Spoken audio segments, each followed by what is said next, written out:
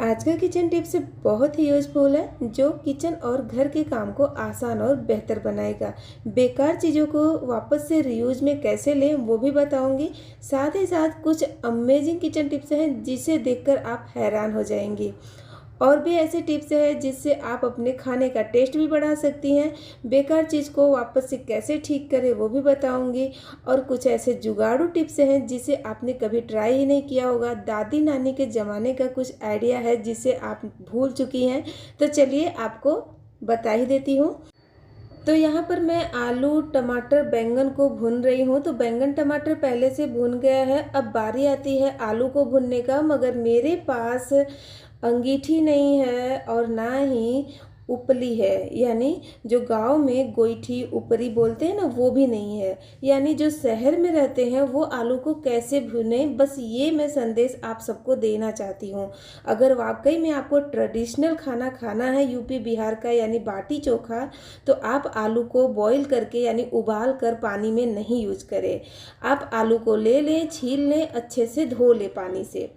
उसके बाद आपको गैस को ऑन करना है और लेना है प्रेशर कुकर। एल्युमिनियम वाला प्रेशर कुकर लीजिएगा, स्टील का नहीं लेना है, ध्यान रखिएगा।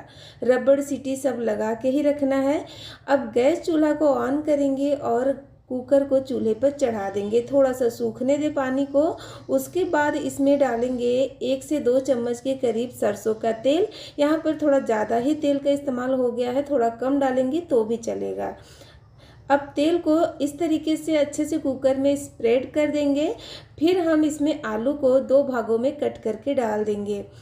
इस तरीके से अगर आप आलू और बैंगन टमाटर का चोखा बनाएंगे ना तो बिल्कुल भी पानी पानी जैसा नहीं लगेगा, एकदम स्मोकिंग फ्लेवर आएगा।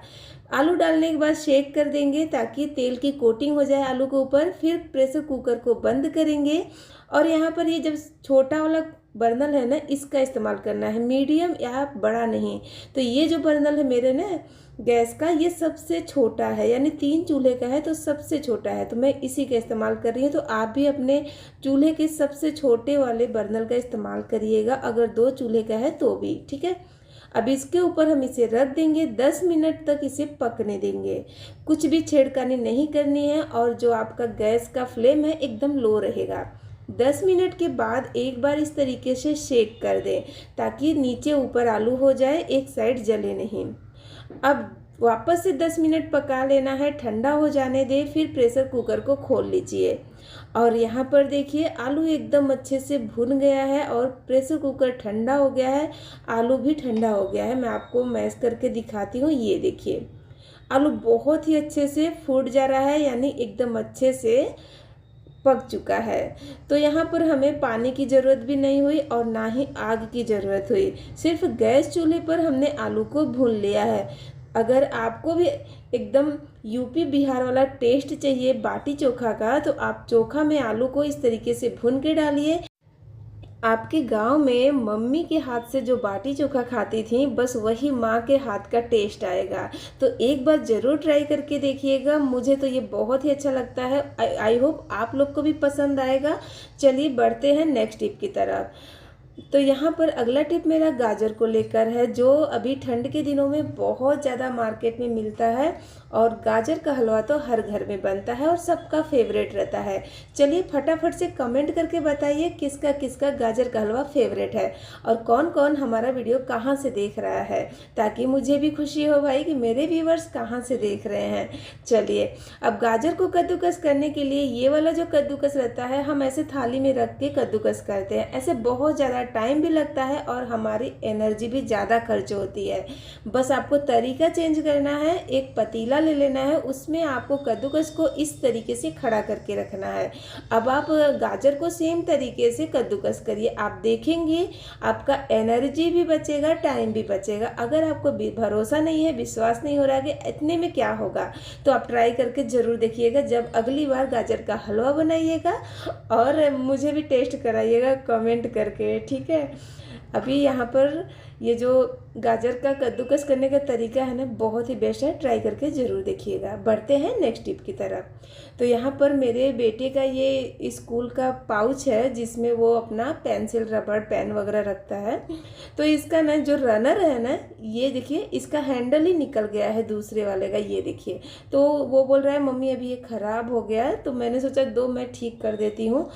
तो बोला मम्मी आप ट्राई करके देखो ठीक होता है क्या। तो मैंने यही तरीका इस्तेमाल किया। आई होप आप लोग को भी पसंद आएगा। अगर पसंद आएगा ना तो वीडियो को अपने दोस्तों और फैमिली के साथ शेयर करिएगा, और चैनल पर नए आए हैं तो सब्सक्राइब सबसे पहले कर लीजिए। अगला वीडियो जो आपको देखना है ना, तो हमसे जुड़ने के लिए चैनल को सब्सक्राइब करें और वीडियो को हाई पॉइंट ज़रूर दीजिएगा। तो यहाँ पर मैंने ना पेपर क्लिप का इस्तेमाल किया है, जो पेपर को सिक्योर करने के लिए हम इस्तेमाल करते हैं, उसी को इसकी जगह पर लगा दिया और देखिए बहुत ही अच्छे से ये काम करने लगा है। तो आई होप ये मेरे बेटे को पसंद आ जाए, उम्मीद करती हूँ, और आप लोग को भी। तो चलिए बढ़ते हैं नेक्स्ट टिप की तरफ। तो अगला टिप मेरा इस ठंड के दिनों का सबसे फेमस सब्जी यानी सेम फली। आपके यहाँ इसे क्या बोलते हैं, आप कमेंट करके ज़रूर बताइएगा। हमारे यूपी में इसे सेम बोलते हैं और महाराष्ट्र में यानी मराठी में इसे घेवड़ा बोलते हैं।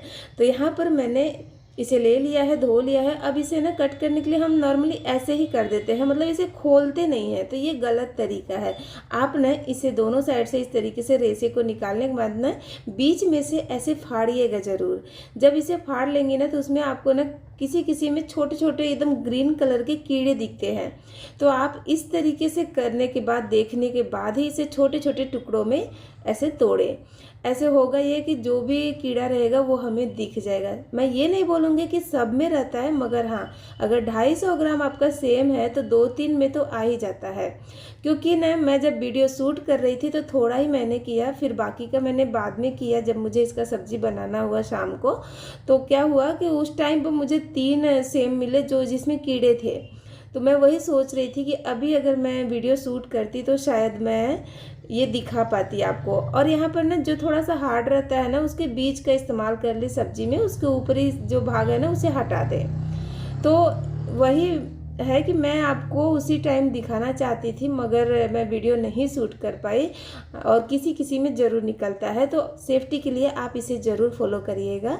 चलिए बढ़ते हैं नेक्स्ट टिप की तरफ। अगला टिप मेरा ना गाजर को ही लेकर है। अब आप बोलोगे कि गाजर का हलवा बनाने बैठी हैं तो सब गाजर ही गाजर दिखा रही है। चलिए आज देख ही लीजिए। तो गाजर को ना मैं कुछ इस तरीके से पिलर से पील कर रही थी, तो ऐसे ना करने में कुछ प्रॉब्लम आ रहा था, क्योंकि गाजर इतना क्लीन तो पहले से ही है, मगर थोड़े रेसे हैं, थोड़े थोड़े मतलब मिट्टी का असर था, तो इसे थोड़ा छीलना ज़रूरी था।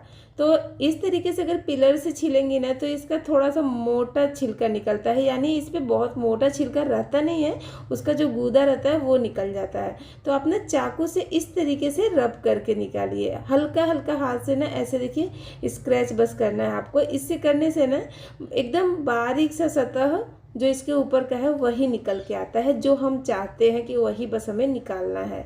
तो इससे आपका गाजर का क्वांटिटी भी नहीं कम होगा और गाजर अच्छे से छिल भी जाएगा। देखिए दोनों में कितना फ़र्क है ना, ये देखिए बहुत ही मोटा मोटा ऐसे है। तो आप जब भी गाजर को क्लीन करिए ना तो चाकू से ही करिएगा, ना कि पिलर से।